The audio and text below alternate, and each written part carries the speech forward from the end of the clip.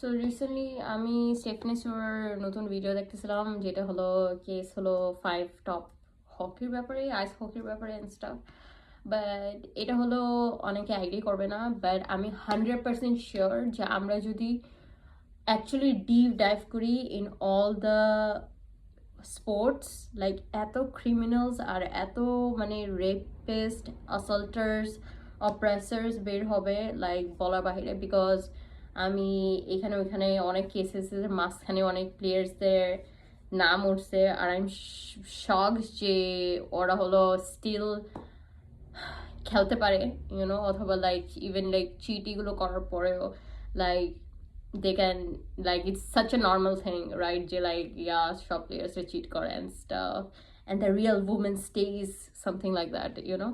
So that was so fascinating যে um, আমাদের actually সব সেলিব্রিটিস যাদের আমরা ফলো করি তাদের অ্যাকাউন্টেবল ধরা অনেক ইম্পর্ট্যান্ট।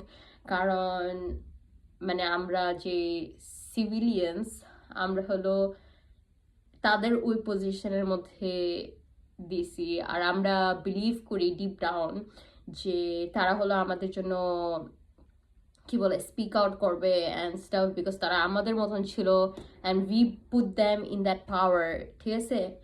সো এটা হলো একটা জিনিস, আমাদের অ্যাকাউন্টেবল ধরা উচিত তাদের। আর আরেকটা কথা বলবো আমি, যে আমরা যদি অন্য মানুষদের ওই পাওয়ারের মধ্যে রাখতে পারি, সো আমরাও ওই পাওয়ারের মধ্যে যেতে পারি। সো আমাদের চেষ্টা করা উচিত যে আমাদের জন্য যদি কেউ কথা না বলে, তাহলে we put ourselves out there and become that person যে যারা হলো মানে আমাদের কজেসের জন্য কথা বলবে। সো এটাই।